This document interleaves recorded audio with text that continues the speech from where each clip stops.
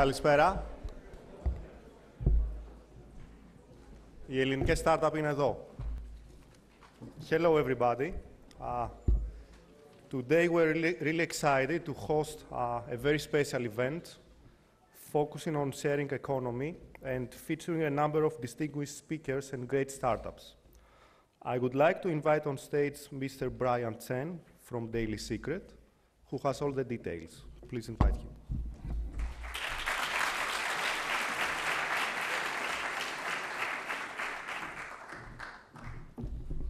Hi, welcome. My name is Brian Chen, and I'm the Performance and Operations Director at Daily Secret, based out of our New York office.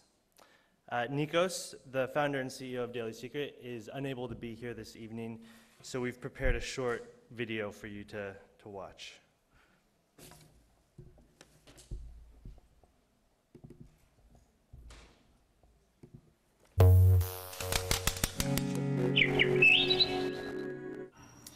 As Daily Secret, we're thrilled to be one of the sponsors for this event.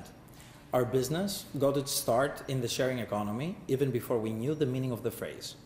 Our startup garage was in fact someone else's empty basement office. We could not have launched our business without all the unused resources that came our way. We started the Good Karma project as a way to say thanks every day. Through it, we identify and promote for free promising startups tapping on our unused inventory, and in return, they promise to raise the bar. As part of the project, we also share office space and resources and do our best to mentor younger entrepreneurs. Visit thegoodkarmaproject.com to learn more. We have an inspiring lineup of speakers today, and I hope you enjoy the event.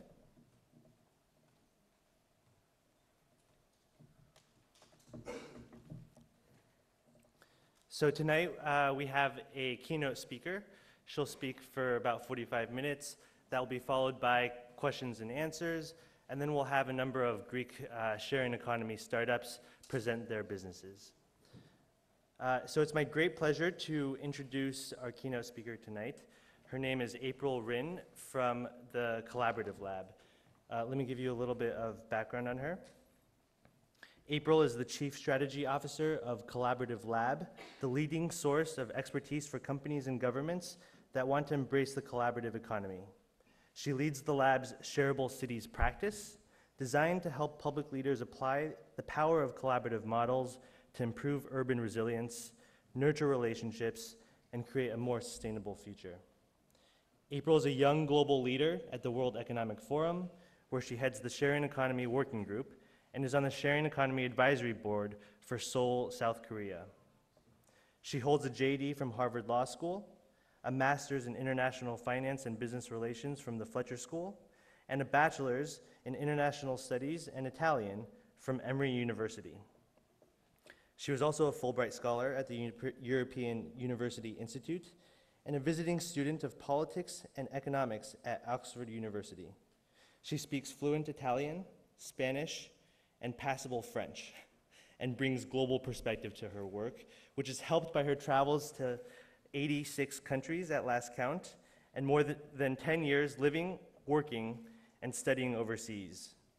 Don't compete with her on handstands, you'll lose. So with that, let's welcome April. Kalispera. Yasos, yes. It is my great honor and pleasure to be here tonight with all of you. Just thrilled to be back in Greece and to have this opportunity to share with you more about the sharing economy. Tonight, what I hope to do is show you how the sharing economy, or the collaborative economy, has the power to transform lifestyles, marketplaces, and cities, and how these different sharing-based models can really be a key to improve Greece's economy and build a more sustainable future.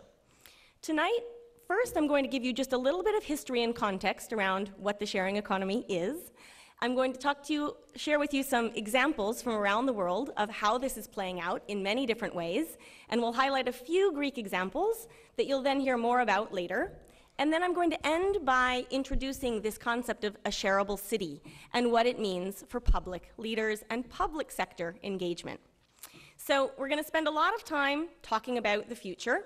So first, let's go back and let's do a little bit of history to figure out how we got here today. There's nothing new about sharing. It's one of the oldest behaviors known to mankind. But what is new about sharing is really the introduction of new technologies that enable us to connect more people and more things to share, and to do so at scale. And we look to the beginning of this phase, this modern phase of sharing, if you will, with the foundation of the internet. So tonight, let's go back first about 19 years to 1995, when a young entrepreneur named Pierre Omidyar conducted a social experiment in his quest to build the perfect marketplace. Over the course of a weekend, he built a simple website on which people can buy and sell things. And the first thing that he posted on the website was this broken laser pointer for $14.83. You can imagine his surprise when shortly thereafter, he received a bid for $14.83. He emailed the potential purchaser and said, "You realize this is broken?" And the purchaser responded and said, "Yes, you realize I am a collector of broken laser pointers." Now, in that moment, Pierre realized that he was onto something. Some of you may know, the company that Pierre built that weekend is eBay. Last year on eBay, 130 million people bought and sold things, and at any given point in time, 500 million items are for sale. Now, what Pierre tapped into was the ability of technology to match needs and haves and to build a marketplace with inventory that could scale. This is one of the first key concepts behind the sharing economy, or the collaborative economy, as we know it today. Let's fast forward a few years to 2000, when a woman named Robin Chase started wondering, what if instead of owning cars, everyone owning cars and polluting the environment and so forth, what if we could tap into a fleet of shared vehicles? Robin had looked into what we call the cost-usage equation of cars and discovered that it's quite poor. On average, a car sits idle 23 hours a day and costs more than $700 a month to maintain. This is behavior that we have come to believe is normal. Yet think about it, it's incredibly wasteful. What Robin went on to do is found a company called Zipcar, which you've probably heard of. Today, it's the world's largest car-sharing company, and it has more than 1 million members. But it's estimated that by 2020, more than 30 million people will be members of car-sharing platforms like it. Robin was building on Pierre's insights around the sharing economy and recognized that we're moving from an era in which we value ownership of things with high overhead into an era where it's really about access, so you can access the benefits of a product or service without having to pay for the entire thing. It's economically more efficient, and it's also good for the environment. Now, fast forward a few more years, and what happens? Well, during this time, we see the internet explode into growth, and we also see a variety of other factors play out. First, and really importantly, we see not just the expansion of the internet, but all kinds of technology which enable us to connect with one another in different ways. And in particular, we're interested in those technologies that enable us to tap into assets with what we call idling capacity, the untapped value in underutilized assets, the 23 hours a day for the car. That's when it's sitting idle. When we can share assets with idling capacity, in effect, what we can do is unlock the wealth that's in these assets, but that was invisible to us before. Now, it's not just about technology innovation, it's also about a broader set of drivers playing out. First, we're seeing a broad shift in values worldwide towards systems and business models that are more open, more human, more connected. Obviously, a series of economic realities, and this is one of the main reasons why I am so excited to be here with all of you this evening, because I think that the economic realities actually place Greece really, really well to take advantage of the sharing economy and use it as a tool to boost local economic prosperity.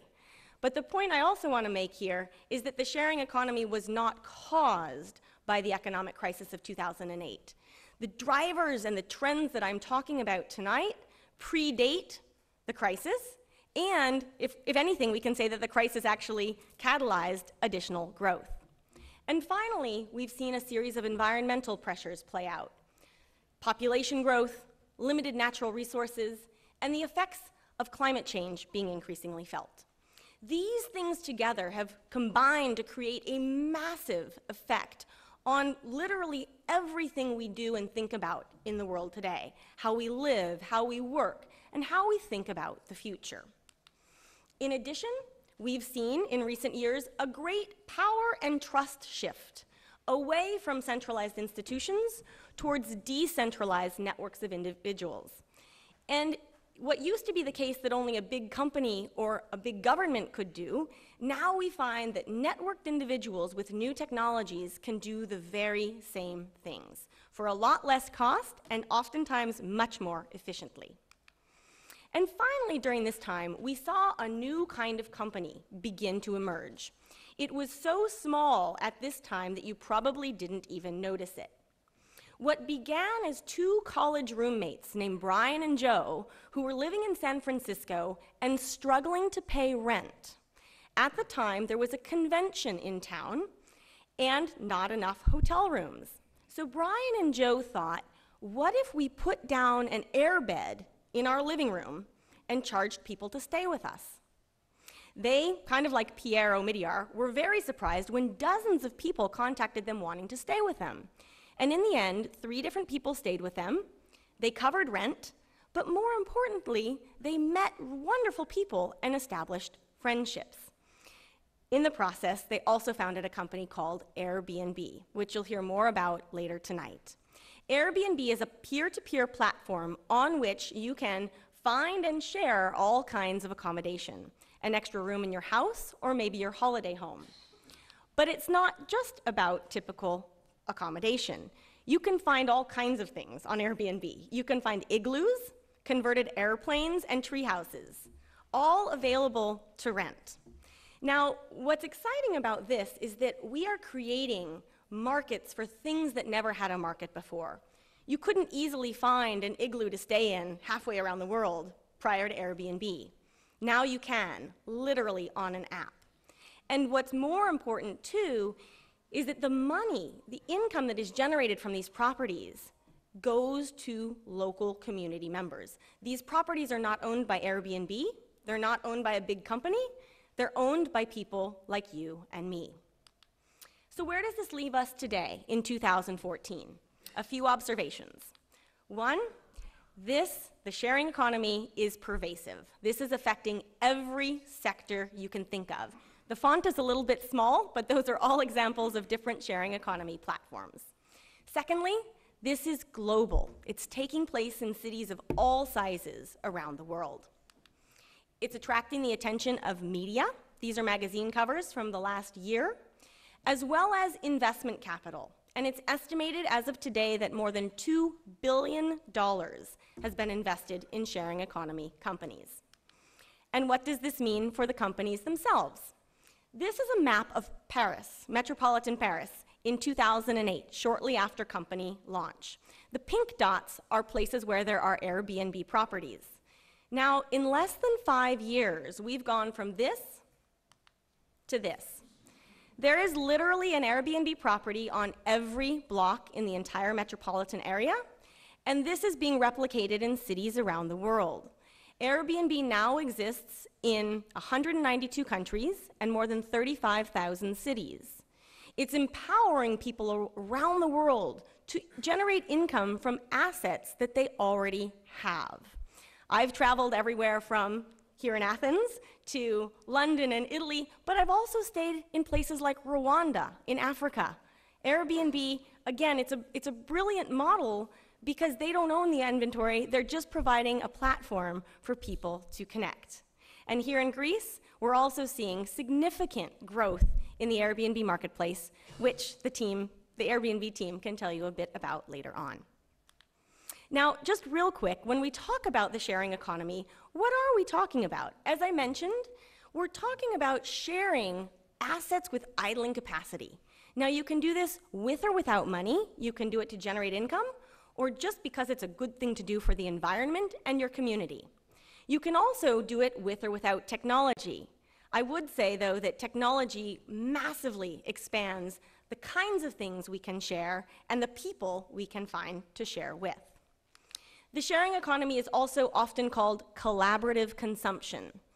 There's a little bit of a difference, but collaborative consumption, in effect, is reimagining traditional marketplace transactions, renting, borrowing, swapping, gifting, through technology in ways and on a scale never before possible. So it's transforming not just what we consume, but how we consume. And a few of the better-known business models that have cropped up around this include collaborative lifestyles. So how do we have more collaborative experiences? And Airbnb is a wonderful example of that. Also, how do we create new markets to redistribute this value? eBay is a great example of that. And finally, product service systems. So instead of owning the product, you can access the service. Zipcar is a great example of that. Instead of owning a car and the burden that comes along with that, you can access transportation services and pay just for that amount that you need. When we look at what kinds of assets we can share, we usually talk about the 3 S's. And for purposes of tonight, especially for people who are new to the sharing economy, think about it this way. You can share all kinds of space, all kinds of skills. Skills are an asset too that we often don't tap into fully within our communities and our neighborhoods. And finally, all kinds of stuff. And that's the biggest category, which we'll talk more about in a moment. I'm going to have to run through a bunch of different examples quite quickly, just given limited time. But my goal is to show you how pervasive this is, how people are thinking about building new business models, and I'll touch upon a few Greek examples to show you how this is already very clearly happening here in Athens and across the country. So another kind of asset that's massively underutilized is office space. On average, an office sits idle 65% of the time and costs $13,000 a year to maintain. That is a tremendous waste of space and of money. And again, this is playing out in cities everywhere. In addition, we're seeing a shift towards more people working remotely, or what we would call mobile workers. It's now estimated that more than 1.2 billion people in the world are mobile workers. So they might work for a company, but they're not attached to a fixed office or a fixed desk. An entrepreneur named Mark Gilbraith matched these two trends together, the idling capacity and the change in workplace behaviors, and founded a company called Liquid Space. Liquid Space matches people with extra space to work with people needing workspace. And you can think of them a little bit like Airbnb in this regard, because they're tapping into all kinds of inventory. Co-working spaces, empty office buildings, even places like public libraries. So how it works is when I need to have a meeting with somebody, I tap in, here are my search criteria, how many people, the location, maybe I want a room with a view, and Liquid Space brings back all of the locations that fit that criteria. I pick one and I pay for it, but I only pay for the amount of time that I'm using it. And this is brilliant because for the companies and the people that own these properties, all of a sudden they're generating additional income, again, from assets they already had and were simply sitting idle and costing money meanwhile. So there's one example of space. Now let's look at one that's a little bit of skills and a little bit of stuff. Another great example of idling capacity is rides. On average, 80% of all rides taken are solo rides, one person in the vehicle. This is a tremendous waste of money, it's bad for the environment, and it's bad for congestion in cities. BlaBlaCar is a pan-European platform that's designed for people to share rides between cities. So in effect, what you're able to do is if I'm traveling from Athens to Thessaloniki, I can post my ride on the BlaBlaCar platform as a driver, and people agree to share the ride with me and pay their portion of the fee so that in the end, if my car is full, I pay nothing for that trip. Now again, think about it, a very simple model, but very powerful. And in terms of how fast BlaBlaCar is growing, as of last year, they are transporting more passengers than the Eurostar. And they were founded in 2010, and they now have multiple millions of members across Europe. Final example from outside of Greece, a company called TaskRabbit. Now, TaskRabbit we often call an eBay for errands. It's basically about matching people's skills, people who have skills and time and an interest in generating income, with people who need different tasks done. And in effect, I would log onto the site and say, I need a ride to the doctor's office, or I need help cleaning up my office, for example. And I post the task, and anyone who's willing and interested to help me out with this bids on the job, performs the task, I pay them, we peer review each other about how the transaction went, and we're done. Now, what I want to focus on is the fact that, yes, TaskRabbit is for things like running errands or dropping people off, things that I don't really like the term task, more like errands, but it's also more and more asking for things like handyman experience, computer repair, or one of my favorite examples, helping somebody write a love letter. You can get paid to do this. Now, these are all TaskRabbits, people that work on TaskRabbit. What I want to underscore here is the fact that 70% of all TaskRabbits are unemployed or underemployed when they join the site. This is creating a new way for them to generate income that did not exist before. And in addition, over time, what we're seeing is that TaskRabbits themselves are forming a new kind of community and beginning to collaborate in ways that go beyond the TaskRabbit platform. All kinds of learnings and lessons that we might apply here today. Now, for a few Greek examples, and again, I'm going to keep this short because you'll hear from them in more detail shortly. Dopios. Dopios, I learned recently, means local in Greek, which is just such a great name for this because this is about having unique local experiences and travel experiences through the eyes of somebody who knows and loves this place. So you log on to the site, talk about, mention what kind of things you want to do. So I'm here from San Francisco. Of course, I want to go see the Acropolis, but I want to see some unknown treats and lesser known secrets for the city.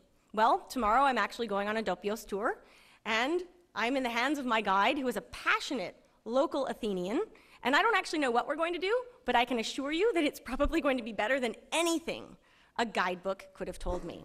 And this, my guide, is able to, again, generate some income and build a new livelihood. Another example, Kukisto. This is about matching people who love to cook with people who love to eat. Now, and I'm oversimplifying here, but imagine if you've always loved to cook, you can actually make or cook or bake whatever you'd like, post it on the Kukisto platform, and people, for example, working in an office in the city can log on and say, I'm hungry, what do I want to eat? And they can find this abundance of wonderful Greek cuisine and other cuisines that they can either go and pick up or have delivered. Again, though, this is individual, peer-to-peer transacting, matching needs and haves, and celebrating a love of food. Then we have EasyBike, which is actually not just a company, but it's also a technology that's powering bike-sharing platforms across Greece and now also elsewhere in Europe. And again, you'll hear from them, but this is a brilliant example of it's actually a software solution that can also be distributed to any market and help cities build bike-sharing programs. I'll leave that there. And finally, one where I think Greece is uniquely positioned, boats. So boats are a great example of an asset that is expensive to purchase and maintain and has very high idling capacity when it's not being used. Incrediblue is a platform that allows you to share your boat when it's not being used, and also they allow you to not share a skipper, but hire skippers and basically look at boats throughout the Mediterranean and how, if you own a boat, when you're not using it, why shouldn't you be able to generate income and help build a community of people who love to boat, again, with assets you've always had. So these are just a few examples, but think about it. Incrediblue is sharing stuff. Kukisto is sharing skills. And Dopios is sharing skills as well. All of this is happening, and Airbnb is here in Athens as well. So we've already got all of the different assets covered. What I want to talk about briefly, though, and this is the really powerful message, I hope, of tonight, is that although the sharing economy is one concept, sharing assets with idling capacity, there are many different dimensions of it. You can do this because you want to save money or make some income. You can do this because you want to do something that's good for the environment, or you can do this to build community and get to know others in your community and also welcome people from outside. Any of those reasons are benefits. But the point is, when you engage in the sharing economy, you get all of these benefits at once. And this is why it has a really broad range of appeal to many different people. So just a quick recap of those benefits. Again, maybe you want to do this, maybe you'd like to share your car, for example, because you'd like to earn some extra income. Well, the fact is you're also saving money. You'll have more money at the end of the month. You're also doing something that's good for the environment. And as I like to say, it's not that you become best friends with the person you share your car with, but you do get to know more of your neighbors and members of your community. And usually, a lot of these platforms also tend to save you time. So a few just high-level notes of what we're talking about and terms that you might hear in reference to the sharing economy. Basically, we're unleashing and creating a new kind of individual, what we might term as a micropreneur, a micro-entrepreneur that's able to, again, generate income, and create a more collaborative lifestyle through multiple sharing economy platforms. One of the big mistakes that people make is that the sharing economy is all about creating new marketplaces. It does do that, but even more so, what we find the key driver of this kind of activity over time is building community. Helping people come back into relationship with one another after decades of mass consumption and living beyond our means, the sharing economy actually gives us a wonderful reason to connect with our communities. And we're seeing this play out not just at the neighborhood level, but creating brand new communities of people around the world. And I joke, I'm still in touch with almost every single person I've stayed with on Airbnb. More broadly, we're looking at a transition not just from access over ownership, but moving from what we can think of as an asset-heavy lifestyle where we owned a lot of stuff and that costs a lot of money to maintain, into more of an asset-light generation, where we're able to tap into those things that we need and pay for just what we need over time. And when this plays out on a societal level, it is truly transformative. And we're seeing this begin to take place in certain parts of the world, but I would actually say we're very early on into this process, and we can only see the tip of the iceberg of the transformation, but it's catching more and more momentum, not every year, but literally every week and every day. More than 1,000 people are signing up to be Airbnb hosts every day. Now finally, last point I want to make is about cities and the role for city leaders and policymakers to make in this space. When we look at what's happened in the sharing economy, most of the activity has been in the private sector, companies and entrepreneurs and investors, and that's great. I don't have any problem with that whatsoever. But the city itself is one of the key beneficiaries of this kind of activity, and by and large, they've been missing from the conversation. They play a key role in at least two different ways. One, they set policies for these companies, And a lot of the policies, I'll mention this briefly in a moment, they're outdated. We are in massive need of policy reform to reach the full potential of the sharing economy. But secondly, cities can also apply these platforms and this way of transacting to their own operations. This is the best cost-saving mechanism for a city government that I can think of. So applying and becoming a participant in the sharing economy as well. Now, what are some cities around the world doing to become more shareable? In the United States, last summer, the mayors of 15 cities, including New York, San Francisco, Los Angeles, Chicago, big cities, signed the Shareable Cities Resolution, declaring their support for the sharing economy. If we zoom out and look from a global perspective, we see that, for example, Airbnb has partnered with the governments of Rio and Sao Paulo in Brazil in advance of the World Cup and the Olympics. They're going to ensure that more people can travel in more ways and that more of the money spent on these events will remain invested locally. And then if we travel over to Asia, we arrive in Seoul, South Korea, which, may be a little bit of a surprise, is the world's most shareable city today. The mayor there has outlined a comprehensive plan, including legislation, investing in companies, incubating companies, investing in infrastructure, all kinds of things to support the sharing economy, and he sees this as one of the key pillars of his entire urban planning strategy. Now, just because there are benefits of being shareable doesn't mean it's necessarily easy to do so. And this is something I know that is affecting people here in Greece and the sharing economy here in Greece, but also in cities around the world. We have built a policy and regulatory regime for an ownership era. So when we apply it to sharing-based companies and sharing-based transactions, what usually happens is we end up in a big gray area. We can't tell how to regulate it.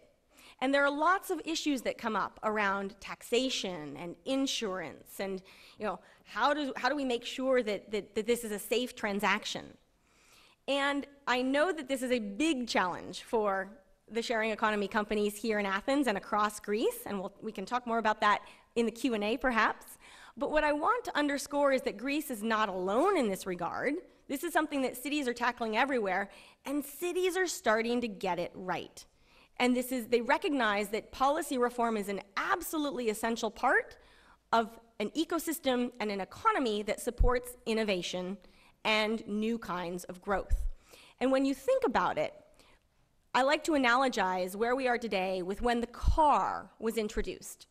When the automobile was introduced, the policies in most cities said, you can drive a car on the road so long as it doesn't go faster than a horse and buggy. That seems crazy to us today, but that's where we are in the sharing economy, and you will see cities starting to get this more and more, and those cities will become global leaders, economically and environmentally, in the years to come. So coming back to where I began, just to sort of recap, the sharing economy is pervasive, it's global, and it's growing incredibly fast.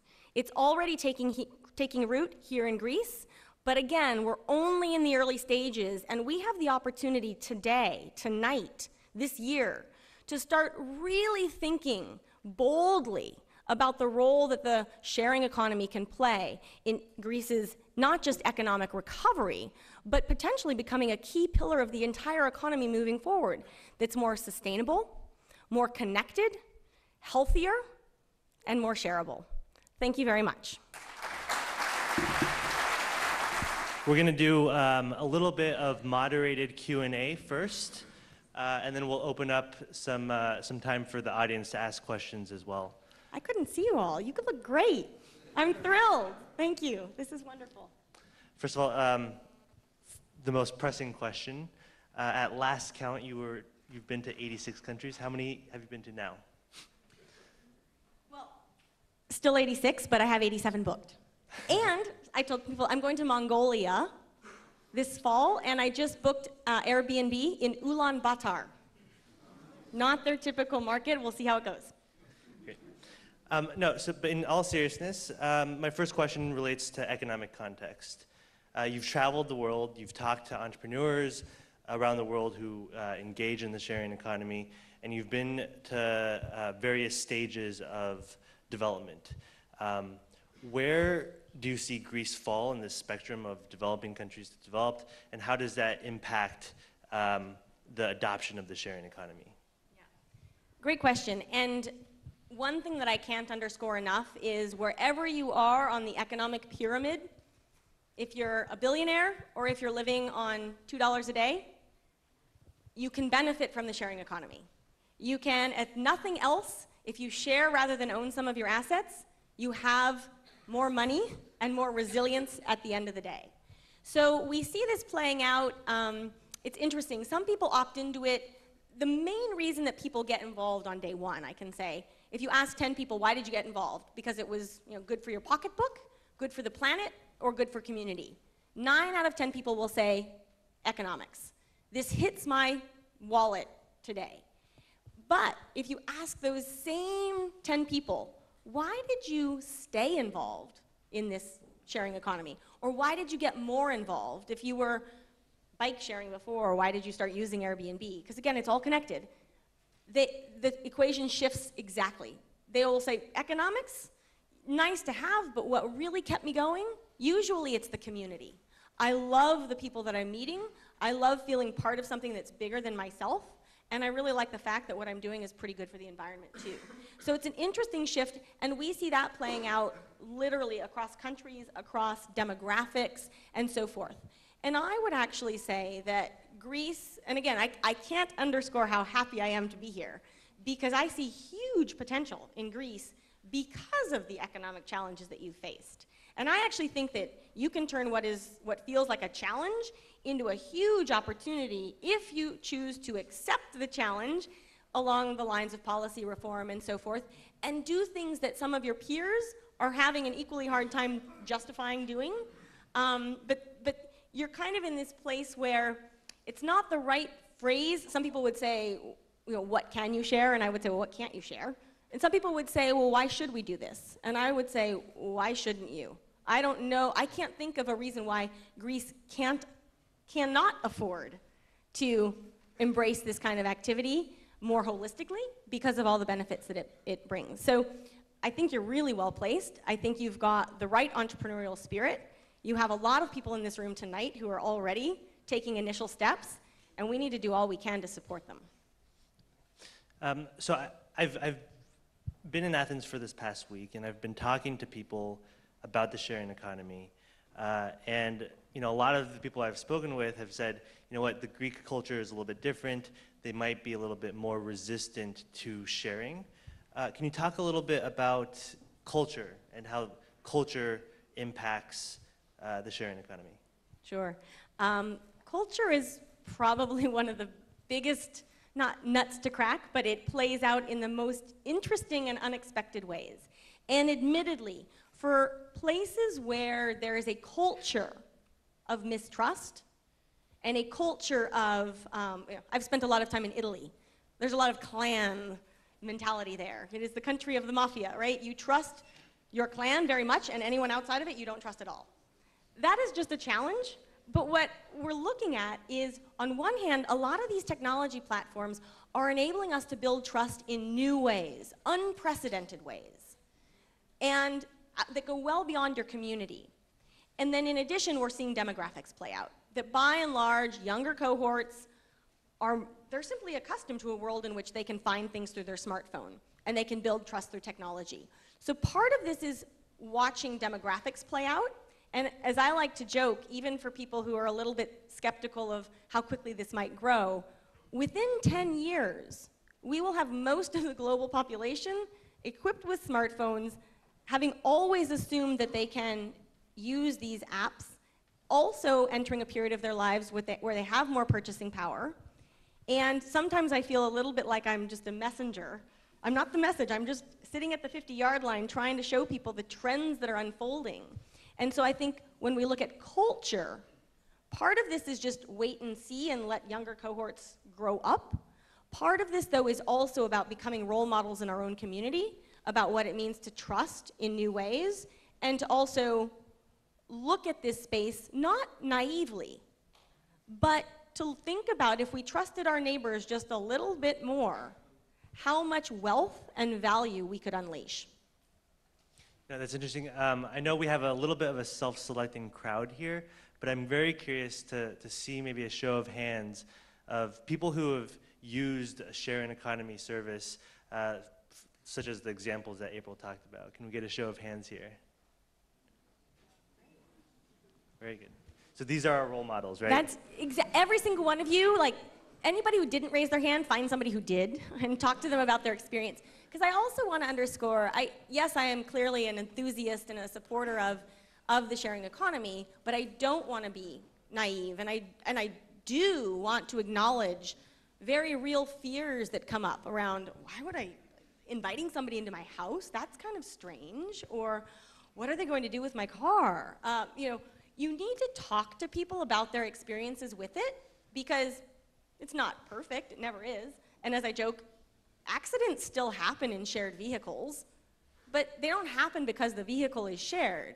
They happen because a car is a dangerous piece of metal that we're, driving down the road at 100 kilometers an hour in.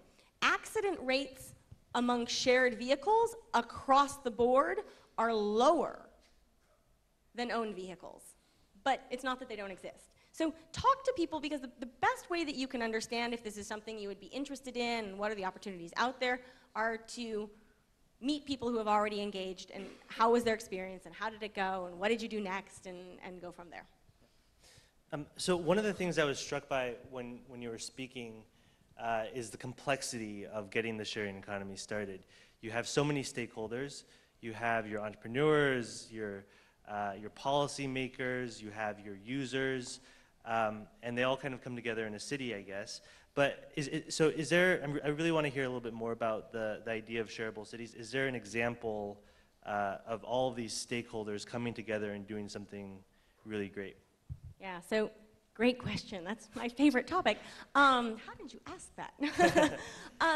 One thing I actually wanted to call out as well is the fact of being with all of you tonight is also just really special, and it's rather extraordinary, because I usually am talking to a government or to a company or to a community leader. I'm talking to only one set of stakeholder at a time. So from what I understand, there's all kinds of perspective and expertise and positions in the room tonight, and I just want to make a shout out to the fact that probably, if we could get name tags on everyone here tonight, we have enough in the room tonight to make a huge change here in Athens. So thank you all for showing up. Then the second part of that question is, what are the ways, it's one thing to get a company and a government to partner together, that's hard enough. And a company will often partner with its members in some way, but we do see different kinds of collaboration, for example, playing out in Seoul, where the mayor has gotten everybody involved. I mean, you don't have a choice but to participate in the sharing economy there, not because it's forced upon you, but because the opportunities to do so are everywhere. But second to that, and this is actually really exciting news because it just happened this week, there's a new initiative that actually Airbnb is sponsoring right now called Shared City. And they announced this week that they are partnering with one city right now in the United States, but not San Francisco, Portland, Oregon. If you've heard of Portland, it's a wonderful city. It's not a top market, but it's really innovative. Portland and Airbnb are partnering together, and Airbnb is going to help the process of policy reform. They're going to get community, their members more deeply involved in aspects that relate to urban planning. They're working on how to update and ensure that Airbnb hosts can pay taxes, all of these kinds of things. And this, I believe, is really a landmark, because what we need is for the government to step up and say, we get that this matters and we're going to try to undertake the necessary reforms. But often the government can't do that alone. They do need input from the companies. And so it requires a similar commitment by the companies to show up and say, we're not going to treat the government as if they don't matter, but what we are going to do is recognize that we all are going to have to make adjustments for this to work and for this to scale. And so I really credit both Airbnb, but also the city of Portland, and I suspect if this goes well, we're gonna start seeing this in cities. We don't know how far it goes at this point. We know it's going to happen in the US, and we're trying to get it in cities elsewhere. But this could really become a role model example for public-private collaboration and significant growth of the sharing economy in cities. And I know it's only been a week, but have you seen any early reception? What's the reception been like to the announcement? I've been able to track it mostly through the media. I'm not based in Portland, but I do know members of the government, and I do know the people that were behind this, and it's been tremendous. I mean, people are like, it's quite funny because every day I'm getting dozens of emails. April, did you see this? I'm like, yeah, I saw it. I saw it a while ago, but from the least expected people that I would think of. So there's a huge advantage to Portland being the first city, and as I like to say, and I've told a couple of other people here today, there still are relatively few cities that are saying, we're really for this, and we're gonna be a role model, and we're gonna be the first mover. And to the extent that Athens or anything at the national level wishes to take up this challenge, there is a huge benefit to being that market leader. No one has claimed that territory. Somebody will, and they're going to get a lot of benefit for it. But right now, it could still be, anyone here in the room tonight. So I'm going to ask one more question, and then we'll open it up to the audience. So for you guys out there, make sure you prepare your questions now. I want to end kind of on a call to action, because I know, it's one thing to generate a lot of buzz about shareable cities and the sharing economy, but very concretely for the people in this room, knowing that they are coming from these diverse backgrounds, what is your call to action for them? That was not let's see. There are so many different things. So getting involved, and you're going to hear from some companies tonight. If nothing else, go check out some websites. Start to learn. And I'm not here to talk about, well, a little bit about what I do, but I would actually also, if I can make a shout out, my colleagues and I have actually put together a website. We did this years ago, collaborativeconsumption.com. We have designed this to be it's the world's largest information portal on the sharing economy. It's intended for anyone, anywhere in the world to learn about what's going on around the world. It's got a global company directory. It has all kinds of resources. It's free to use. The point is to help people learn. So check that out. Participate. The easiest way to get involved is participate. Pick one thing that is interesting to you. Take a tour on Dopios. Get a meal on Cookie Stove. Just try it. See how it goes. Then, one thing we find leads to another, leads to another. And if you don't, the other piece is if you don't see what you'd like, talk to your neighbor. Talk to other people and see, because usually what we find is if you're interested in a platform and it doesn't yet exist in your city, chances are you're not alone. And you'll quickly find a community of people that may wish to build something together. And again, I want to underscore the fact that some of these are technology enabled, but we're also seeing, I want to focus on also models that could happen in your neighborhood. Lending libraries for tools and other products, so that instead of everyone owning a lawnmower and a power drill and everything else, you're doing that at a community level, and you're all saving money and getting to know one another as a result. So those are just a few things. Learn, participate, connect, and then if down the road there is the opportunity to engage, for example, with the government, if it's one of those processes of reform where you're trying to get input from the community, please do your part to give input, because that's the only way that we're going to get the best possible reforms and the best possible policies in place. Okay. So I'm going to open it up to the audience now. So I guess raise your hand. Great. Hi, thanks for that. It was very interesting and quite inspiring. I'm in venture capital, but I also write about economic policy sometimes. And one thing I wanted to ask is, I suspect that in most countries, as you said, there are huge regulatory issues and tax issues, which at the moment perhaps are not very visible because most companies are below the radar, but once they grow, tax authorities will get very worried. Now, instead of trying to lobby each city or each government individually, I'm wondering whether the movement is thinking of producing some sort of guidelines across the world that could apply across the world, something like the Tax Justice Network, which is trying to produce guidelines for how to tax multinationals, for example, on how to tax, how it would be sensible to tax forms of collaborative consumption. Are you planning to do something like that? That's a great question, and a few different responses I can say. Yes, big picture, that's one of the things that I focus on, other organizations focus on. You will see more actually published on this in the coming year. There are also grassroots level organizations, and one that I'll call out tonight is called PEERS, P-E-E-R-S, peers.org. They're not doing guidelines, but they're doing grassroots mobilization around issues of common interest. Taxation is one, the needs of people participating in the sharing economy are others. It's a website you might want to check out.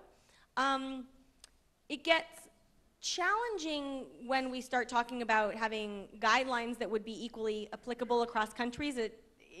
But the best practices and the frameworks by which we want to analyze these things, that will be forthcoming. And just a side note, I would actually say that the challenge, and I have done degrees in finance and economics, so I do understand big picture macroeconomic policy. The people that I have the hardest time talking to about the benefits today are traditional macroeconomists. Because for them, and I'm pushing the needle a little bit here, everything needs to be measured in GDP. A big challenge is that much of the sharing economy doesn't show up in GDP because we're not producing new things. So most of eBay isn't in GDP. The services provided on TaskRabbit, not really in GDP. So if we're all focused on it needs to be growth, growth, growth, growth, and new production and new consumption, we're kind of looking at things backwards.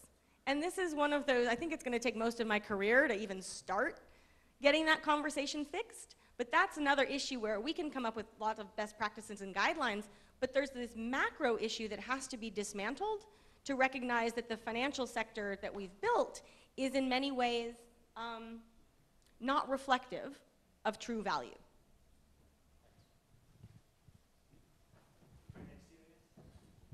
Okay, hello. I have one question regarding on building new models of trust. And my consideration is this: Greece is considered as a low trust society.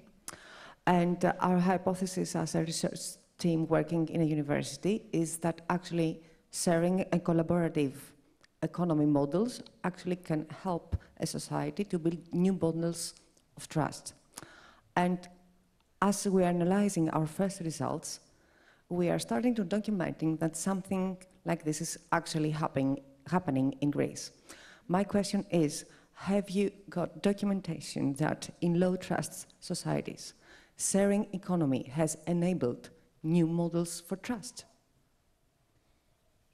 Yes, so there's not one report, there's not a trust report where, here's the findings we have, but what there are many smaller, not just anecdotal, case studies, if you will, around how community has been built, how trust has been built in new ways, how people started looking at their neighbors and how they transact and what they share in new ways. And actually a lot of those case studies and materials are on the Collaborative Consumption website. I don't think, they're just in the resources. There's not a section on trust per se. But we are seeing that. I'm thrilled to hear that. It's not unique. It's wonderful, but it's connected to a much larger phenomenon, which perhaps for your research and things you're trying to build, the examples from other places can help build an even bigger case for what you're doing. May I ask another question? As a follow-up to the discussion you have launched with Aristos and regarding GDP, and you replied that Actually, we are very much focused on GDP, and sharing economy is creating more value that cannot be measured in terms of GDP. Let me give you another option. Another research team that we're collaborating is about co-creating and new value in terms of new enterprises, services, and brands. And we combine sharing economy and co-creation as methodology in order to build new brands, new products, new services, and new business models that actually produce value that could be measured in terms of GDP or whatever.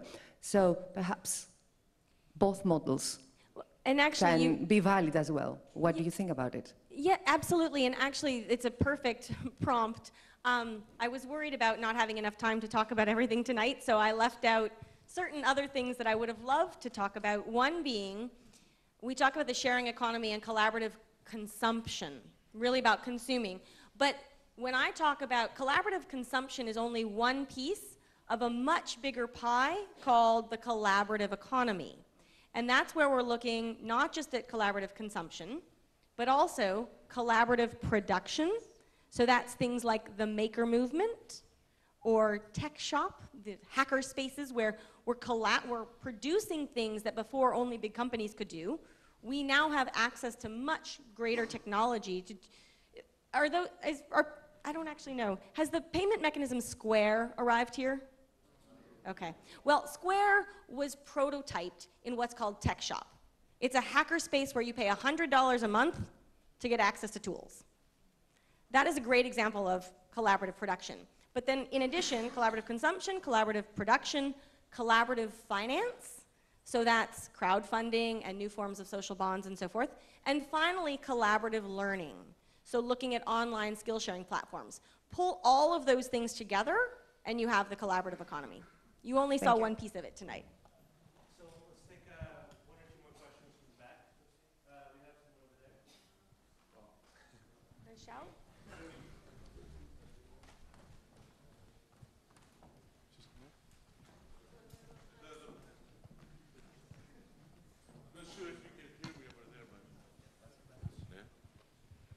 Hi, coming back to the regulator issue, because I think it's very, very important, and when Airbnb came in Greece, there were some problems around that.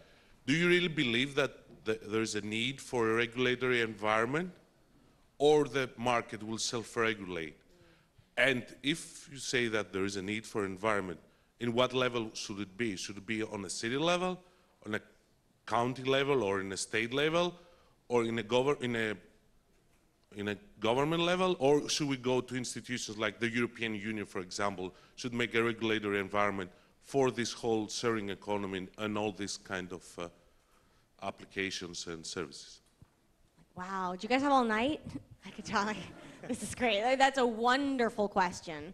I can give you some observations, but there are like 20 questions packed in that. And this is exactly how I spend a lot of my time. So there are people out there that say, listen, it's the market mechanism, self-regulation, off we go. I think that self-regulation and things like peer review, where on Airbnb, I review my host and my host reviews me, very effective to get people to build trust and so forth. Self-regulation will always be, there will always be residual risk that you don't catch something. And I'm really concerned about issues where there is very much a public safety concern, or there is an issue of risk. People can get injured, things can go wrong. I tend to think that's more the exception than the rules. So what I would like to see is a regulatory structure that's lightweight and nimble and allows self-regulation to play a role, but also simply in those instances where things don't go according to plan, there is some understanding of what happens next. Because, quite honestly, if I'm a company, I don't want to have all of that liability on my shoulders. And if I'm a government, I don't want all that liability on my shoulders either. And if I'm the user, I need to know that I have some reason to engage in this platform. So I do believe there's a key role for government, and this is where it would be all night for me to go into details around what a government should do, and in what sector and so forth. But it's really about thinking not heavy-handed regulation. And I am not a fan of big G government, but I am a fan of small g government, which is designed, I like to term it, it's like a sandbox. A government defines the rule, like, what does the sandbox look like? And then allow companies and entrepreneurs and innovators to experiment in that sandbox. And as they grow, you can look at a policy regime that can grow alongside with those companies. It's a vague answer, but at the end of the day, part self-regulation, part market mechanism, but there is absolutely a role for local government to play. And in the process, we can also start rethinking certain kinds of public services. And thinking about the role of the government is no longer, in my opinion, top-down and control, but much more, how can we best support and scale efforts and solutions that are generating from the community. The question about city, state, national, at the end of the day, what we're seeing, it's more of an observation, because depending upon how a country is structured, you have just different balances of power. On average, because these solutions are typically hyper-local. They really are about, you can have something here in Athens and it will scale to other cities, but you may have other, there can be another climate or a different kind of culture other places. We say that roughly 90% of the rules affecting the sharing economy today are set at the city level. Now, we may think about rejigging that down the road. This is just more of what happens today. And we see a relatively limited role at the national level, largely because in the United States, the joke is, the government has left Washington, D.C. There is, with shutdown and everything last year, all of a sudden, what we found is cities are getting things done, and Washington, D.C. can learn from cities. I would actually say that that plays out in many more countries as well. And the final point I was going to make is this is actually a very big topic within the EU. And there's quite a lot happening in Brussels, and obviously in many other cities throughout the EU. But this is also being taken up in terms of how they can best support this space and how they might invest in it as well. Let's take one last question, and then as a reminder, April is going to stick around after the event during the networking session. So one last question. And for anyone that I don't meet up here, I think what I'll do, I'm just going to put some business cards here, and feel free to follow up. I'll do my best to get back to you, but it'll be there afterwards.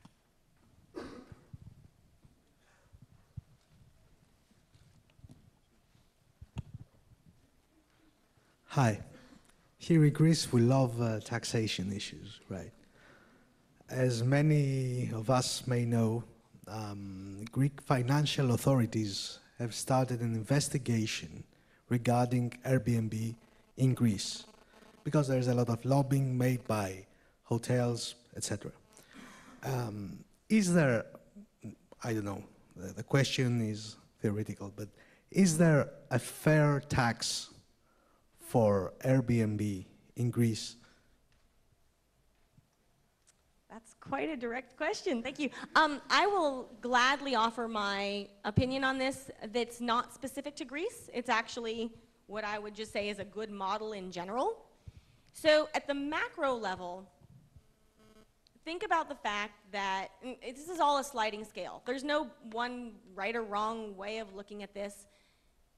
Whether or not an activity is taxed, we need to be really clear on the fact that sharing economy companies and platforms are bringing revenues to the city, whether or not they're taxed.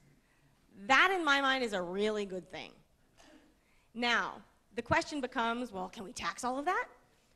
At the end of the day, you probably can't tax all of that activity, even under today's law. You can tax some part of it. But what government officials are trying to do is that cost-benefit analysis. In my view, more revenues to the city, whether or not they're taxed, is a good thing. The question becomes, which ones can we tax? Which ones should we tax? And that's a more normative conversation. But I think, and what we're seeing cities start to understand in different settings, is that there is a very big difference between somebody who is using Airbnb to help make ends meet, and somebody who has, in effect, turned it into a small business. In my opinion, when you're looking and behaving like a business, you should be taxed like a business. And you can measure that all kinds of ways. How much income are you generating? How many nights? how many nights are people staying, over what frequency of time, all these different things. And I'm looking at more of a graduated tax spectrum where if you're doing this to make ends meet up to a certain limit, one example would be, there's just a tax break, that's it. But once you're starting to generate significant income that's going beyond your basic needs, well, then there's a graduated tax that hits in and so forth. And cities are starting to get that. I think that we have to keep in mind that when you're using Airbnb or any of these, not any, but many of these platforms, you are benefiting from certain public services. And I think Airbnb is a wonderful example. They've always said they do want to fulfill for their host to fulfill their obligations, anyone would. Airbnb in many places can't. They are unable to pay tax for their hosts. That's not how the tax regime works. But what you need is to have Airbnb as a willing partner in this process, but to look at the differences between why people are using these platforms and develop something that, again, scales and grows with them. But at the end of the day, it's not that there's one, I don't think that there is one tax rate, and I don't think that it looks the same between cities. Let's give a round of applause.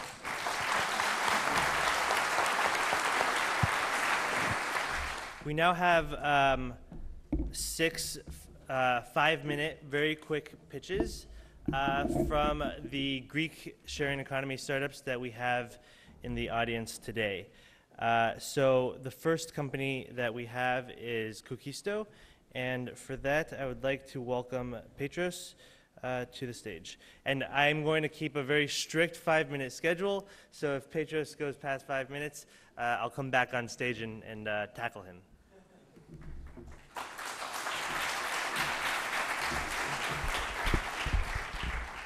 Hi, my name is Petros, and I'm the co-founder of Koukisto. The rest of the team is here somewhere.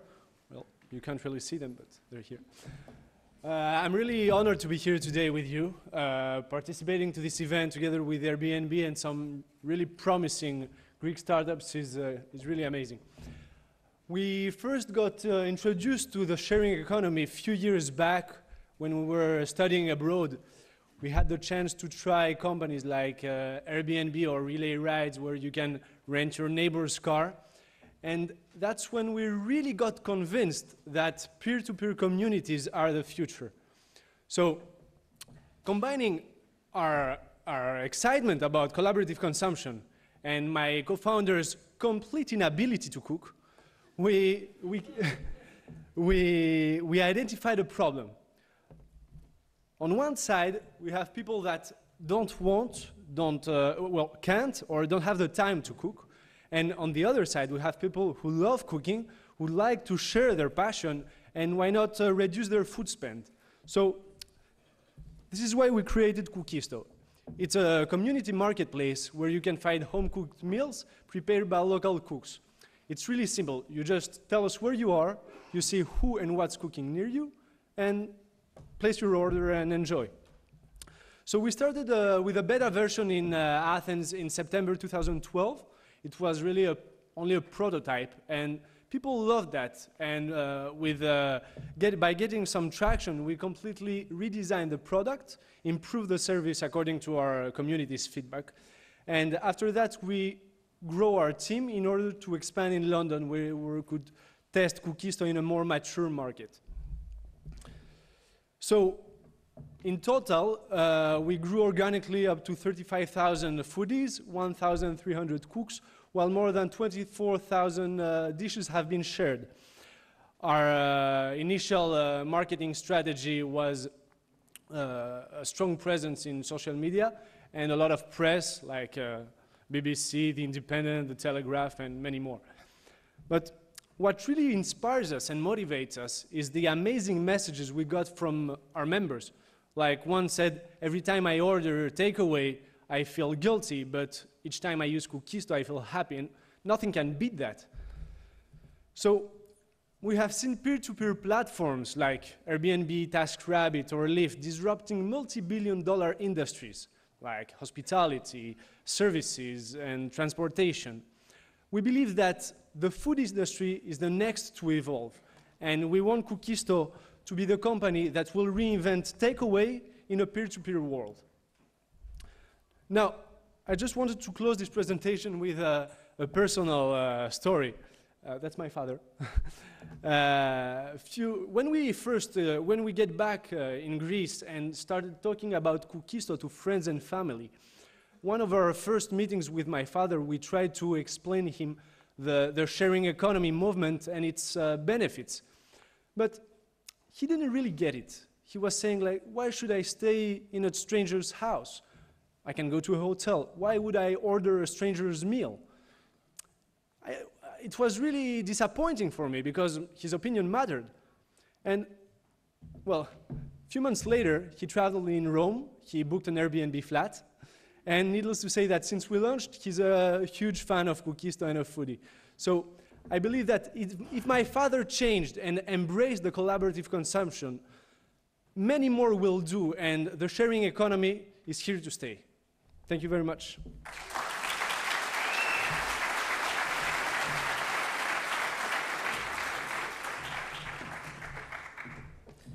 All right, next we have Alex from Dopios.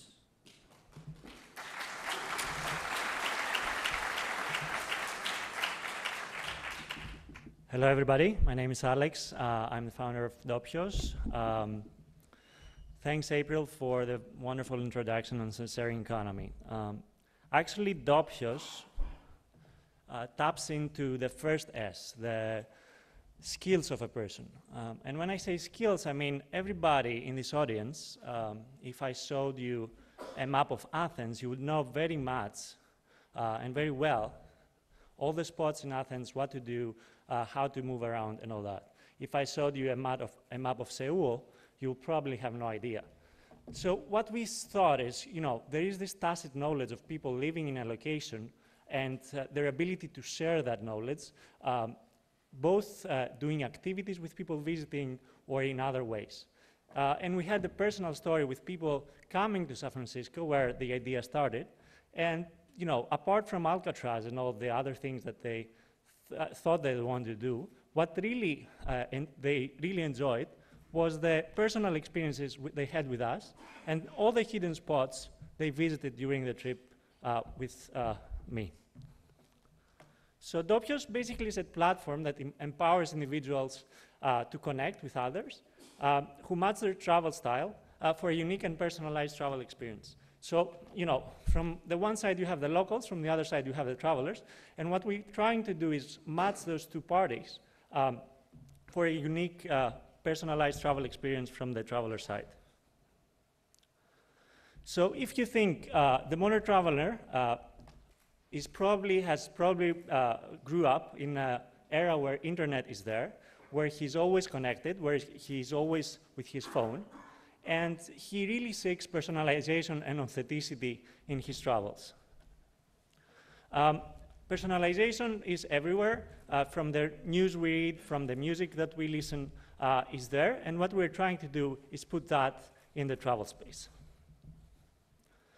And the solution we found, and how we're going to do that, is connect those two sides and make the travel experience unique. And our vision and what we really want to do is become the third step in your travel process. After you're done booking a way to go and a place to stay, we want Dopios to take care of everything else. Either that is a pickup from the airport, or your trip plan, or a unique activity while at a city. We want to connect you with the right person who understands you and who can provide that experience.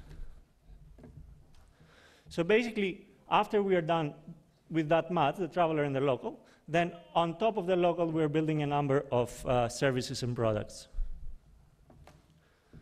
To give a quick example, let's say that I am traveling to Barcelona tomorrow for 5 days, and I love tech and hiking and photography. So I would find a local. He would prepare my trip plan based on my interests for those 5 days. And when I land, he would pick me up from the airport. He would drop me off at the end of my trip. And we would do experiences around my interests, our common interests in the city. Either that would be a photographic tour or a day hiking outside the city. The benefits for the traveler are many. Personalization is one. Zero research. You don't have to spend time anymore researching on the location. Authenticity. You are really getting into the city. You understand the city better. You are connecting offline. We're just not another social network. You create experience, human experiences, which are very important. You can maximize your experience, your travel experience very easily, and you can access any location, from Mongolia to New York to Paris to any possible location. From the local side, you can show your city, show your part, the city that you want to share, not the typical city that a traveler will see. You can make an extra income, and you can create new connections and friendships that can last forever. Dopios has been growing very fast. We are in 74 countries, 76 actually, and 280 locations, and we have more than 1,200 experiences listed.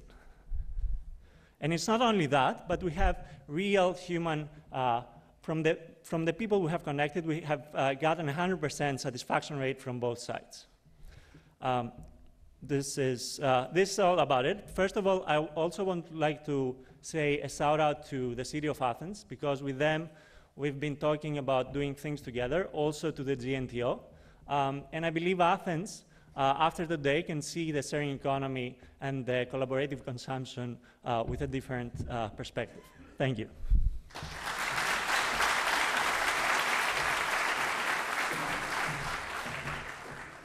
Thanks, Alex. Next, we have Incrediblue.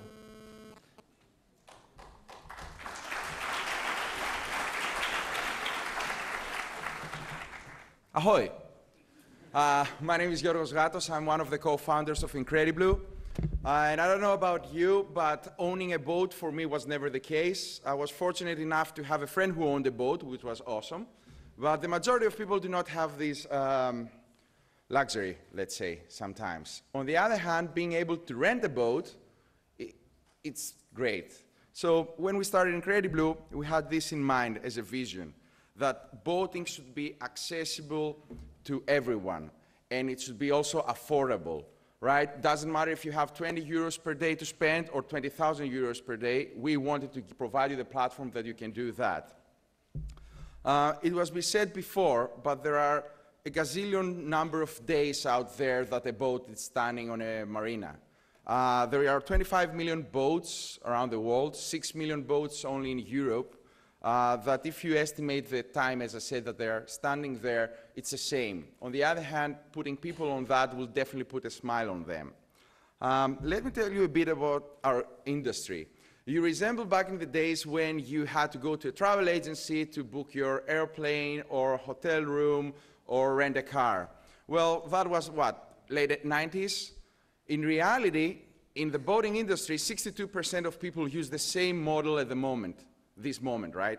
They do it offline. And there are several reasons why, and we don't have the time to cover that. But while doing that, there is lots of money being spent in mediation rather to the boat owner. So there is a fragmented market that for the majority of you, I bet you think you have to be a VIP or a football star or an, I don't know, Russian oligarch to rent a boat, which in reality, as we've seen in our platform, it's not true.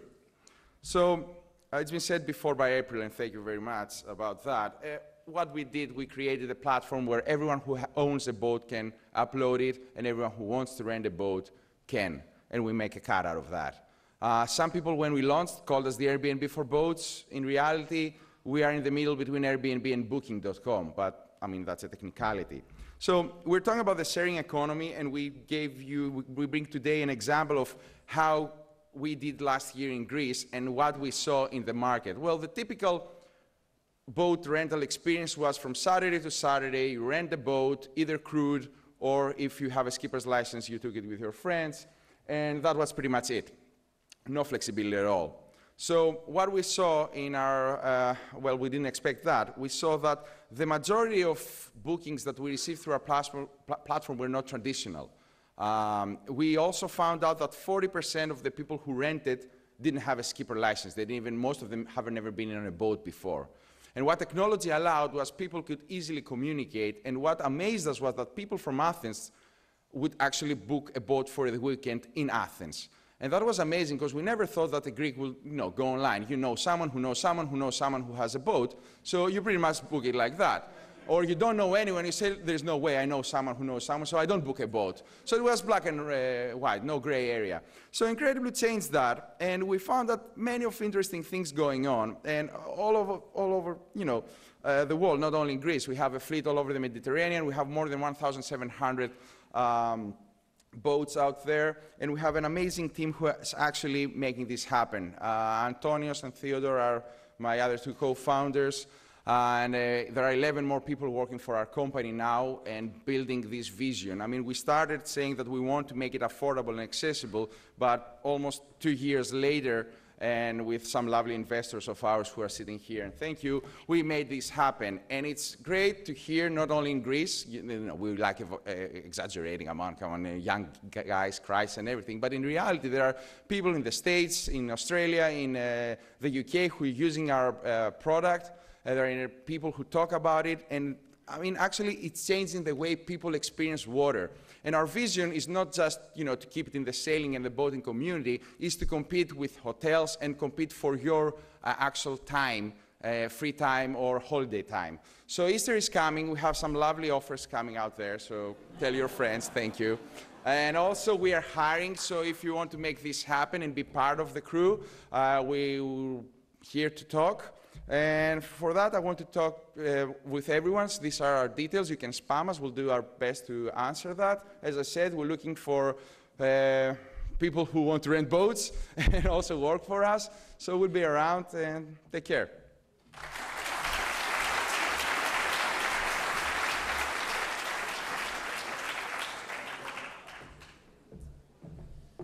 And everybody's staying on time. Amazing work. Good job. Not last, but next we have Greg from Lokish.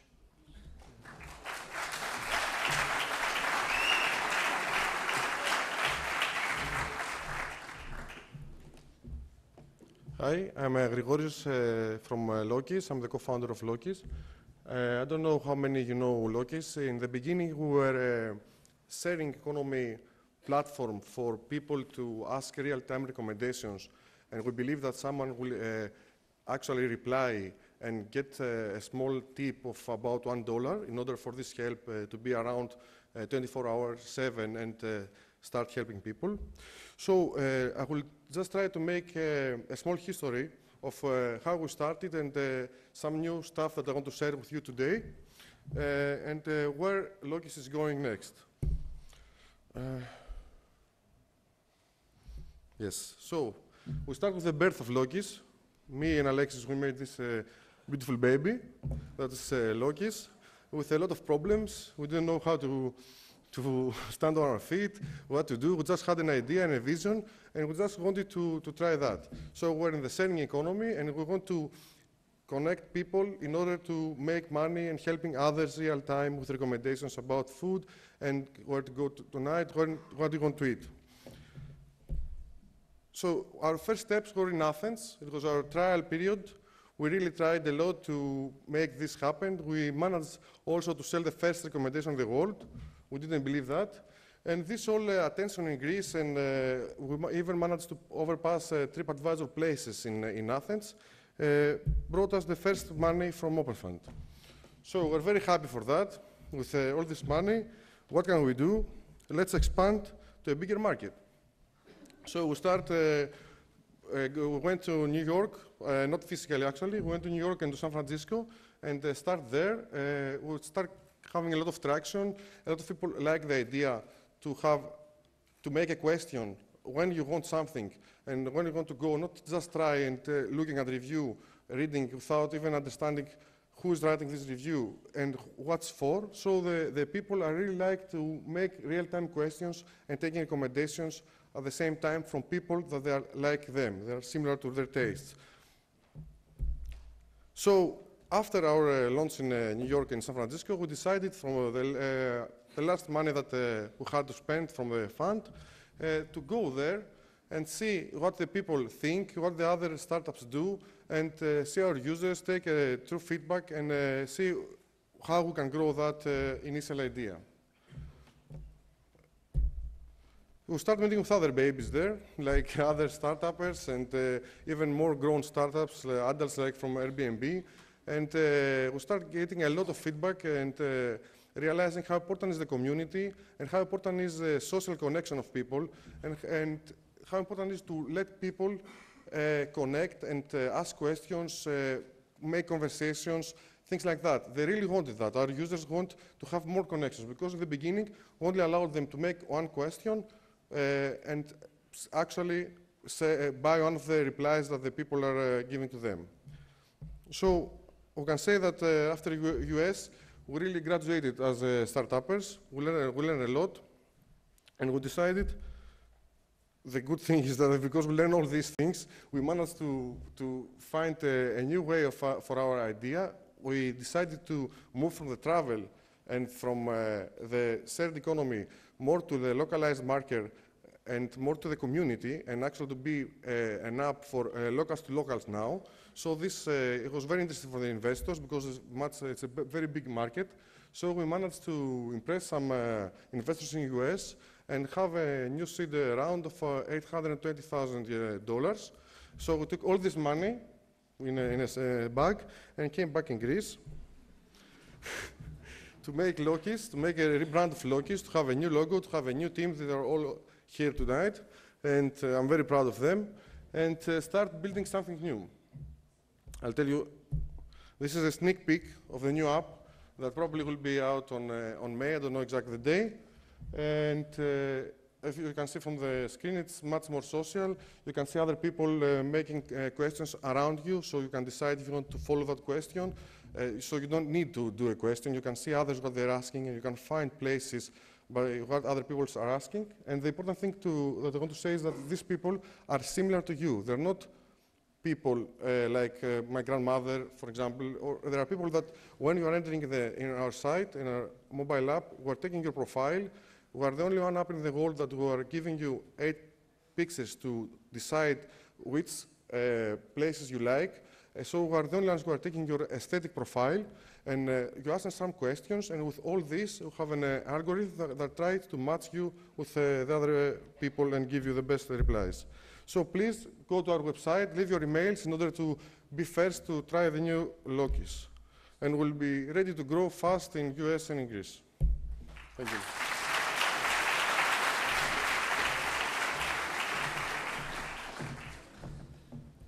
All right, next we have Dimitris from EasyBike.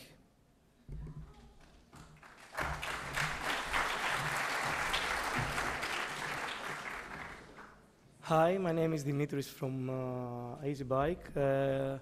Before we go to the bike sharing history in Greece, we can see a video of what is bike sharing.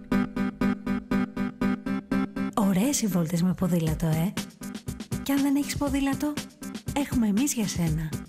Είναι για όλους και είναι πολύ απλό. Αξίζει να το δοκιμάσεις. Το μοναδικό που χρειάζεσαι είναι η ειδική κάρτα, την οποία την προμηθεύεστε από την αρμόδια υπηρεσία του Δήμου σας. Διαλέγεις το ποδήλατο που θέλεις να χρησιμοποιήσεις, πατάς το κουμπί και περνάς την κάρτα από πάνω.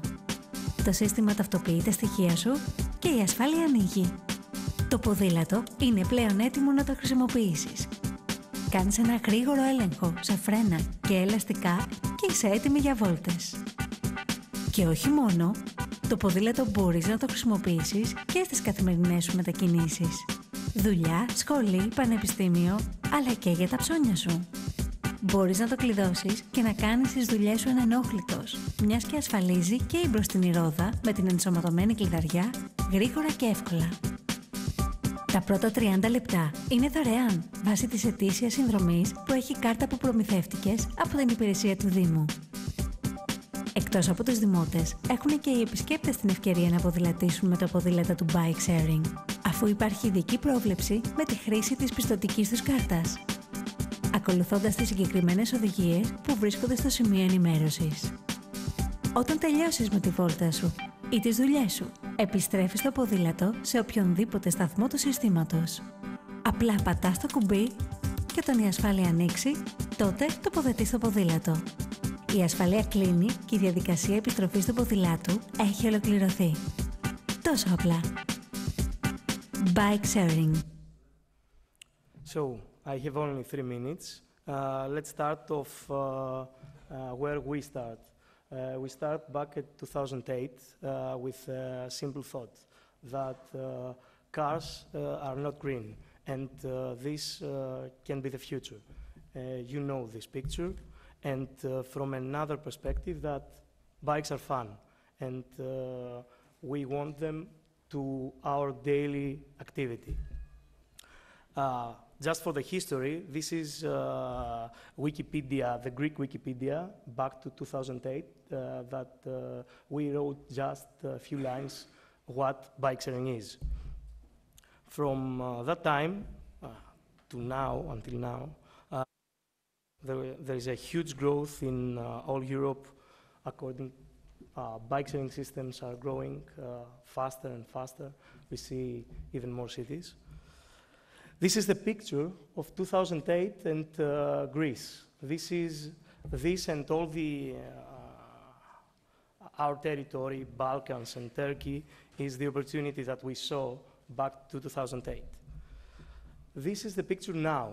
After 5 years, we have more than 16 cities, 6 cities abroad, Cyprus also, and we're developing fast in order to put bike sharing systems in every city in Greece and also in every local community to end up with a bike for every community. This is a closer look, just to have it. And this is a basic misconception that our authorities and municipalities all over the world think, and we're trying to change. When we have a city that is, let's say, bike-friendly, is not the time to install a bike sharing system. The spiral has in the center a city with no facilities for bikes is the target, our target market, in order to bring bike sharing. Then we bring bikes to the road, and then we have that the bikers know better. We have critical mass in order to proceed and have better and, let's say, healthier cities. This is some photos in order to see what bike sharing is. This is from Thessaloniki, that we have a bike sharing system that for first time in, let's say, all EMEA region is private funded. It's not a public funded bike sharing system. This is Kavala, a city near Thessaloniki. This is Nicosia, that has the biggest fully automated bike sharing system in EMEA region with fully unattended terminals receiving payments from Visa card.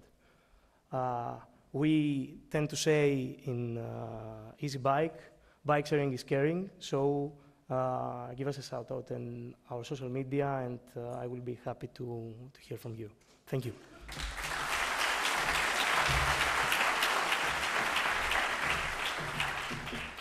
All right, last but not least, we have Airbnb. Pavel from Airbnb.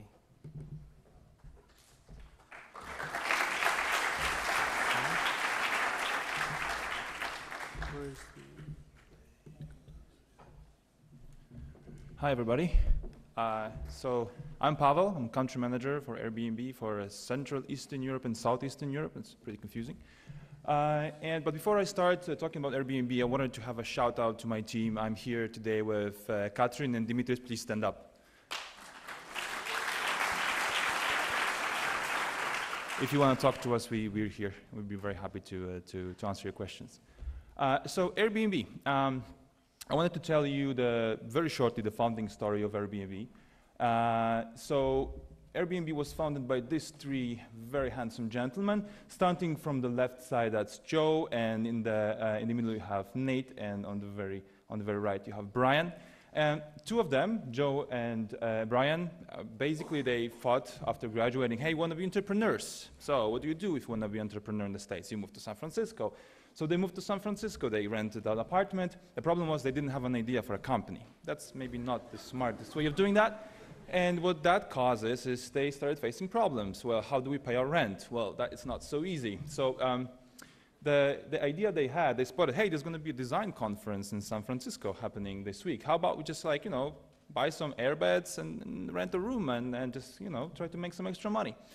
And that way, they came up with this. So this is the very first version of Airbed and Breakfast. Basically, we had 3 people booking that for that conference. And that way, Joe and Brian afford their rent.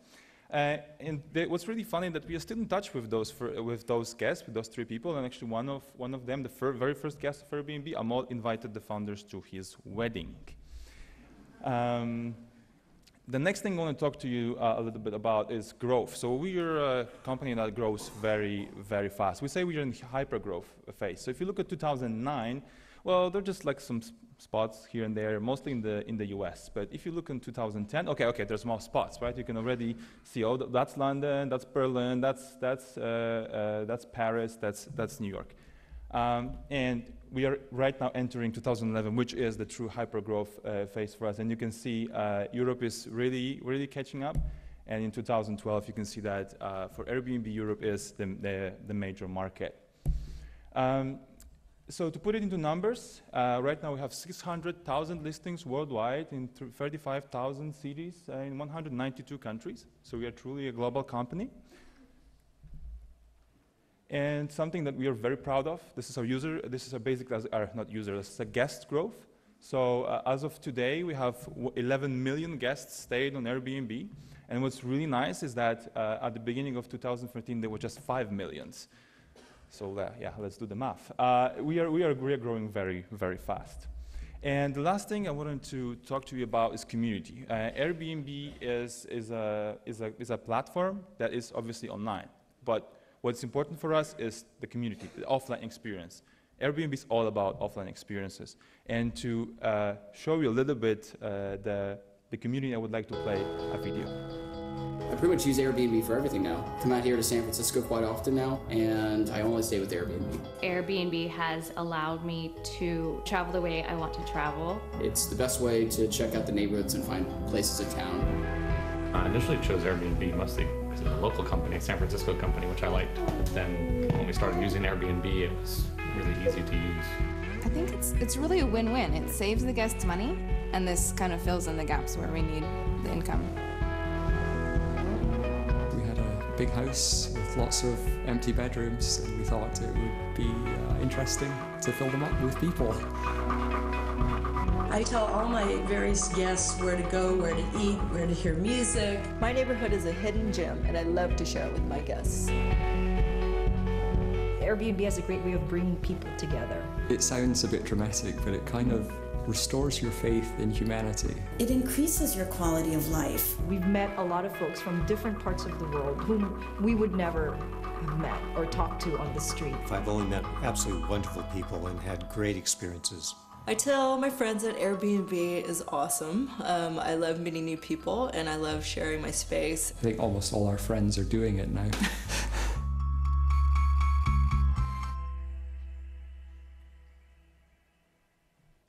And that's it. Thank you so much.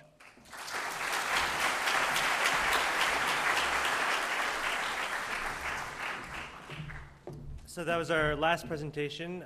Before everybody goes, first a few thanks. Thank you to George from Open Coffee for providing the space.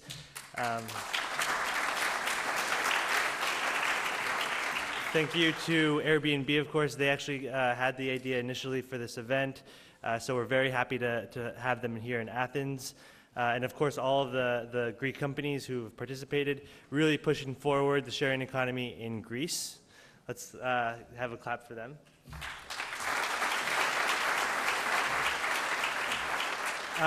So make sure you stay for networking. We have a lot of people in the audience who are from the companies that you saw today. April is sticking around as well. There's also a lot of the companies have brought their merchandise. So if you want an Airbnb t-shirt, if you want a water bottle or from Easy Bike or several other goods, stick around, grab yours, share it, of course. And that's it. Thank you so much. Networking will be downstairs.